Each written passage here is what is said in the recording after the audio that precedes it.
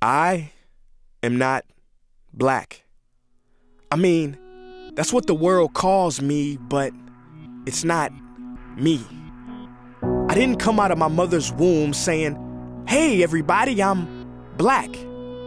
No, I was taught to be black, and you were taught to call me that, along with whatever you call yourself. It's just a label. See, from birth, the world force feeds us these labels, and eventually we all swallow them. We digest and accept the labels, never ever doubting them. But there's one problem. Labels are not you, and labels are not me. Labels are just labels. But who we truly are is not skin deep.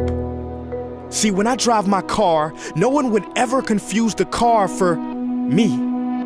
Well, when I drive my body, why do you confuse me for my body? It's my body. Get it? Not me. Let me break it down. See, our bodies are just cars that we operate and drive around. The dealership we call society decided to label mine the black edition, yours the Irish or white edition. And with no money down, 0% APR, and no test drive, we were forced to own these cars for the rest of our lives. Forgive me, but I fail to see the logic or pride in defining myself or judging another by the cars we drive. Because who we truly are is found inside. Listen, I'm not here to tell you how science has concluded that genetically we're all mixed and race in the human species doesn't exist, or how every historian knows that race was invented in the 15th century to divide people from each other and it has worked perfectly. No, I'm not here to lecture. I just want to ask one question. Who would you be if the world never gave you a label? Never gave you a box to check? Would you be white, black, Mexican, Asian, Native American, Middle Eastern, Indian? No. We would be one. We would be together. No longer living in the era of calling human beings black people or white people.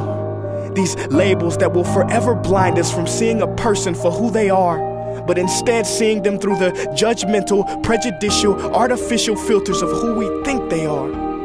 And when you let an artificial label define yourself, then my friend, you have chosen smallness over greatness and minimized yourself, confined and divided yourself from others.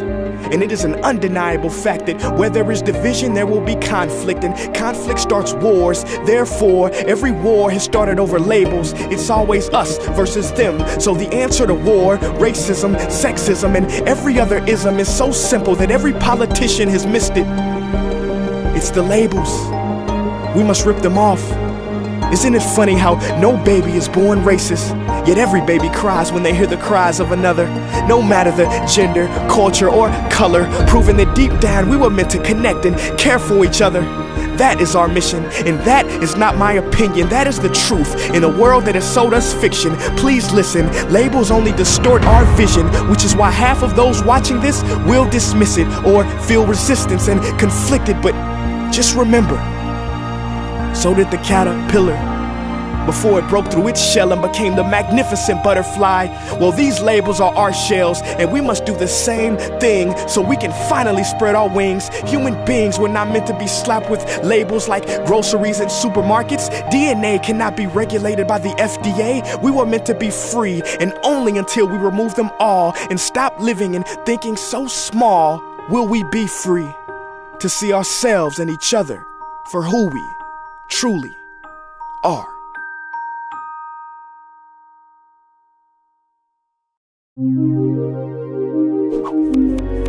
So what can we do in the face of all this madness and chaos? What is the solution?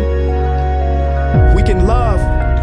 Trying to control the mind is like trying to flatten out water. You just make more waves.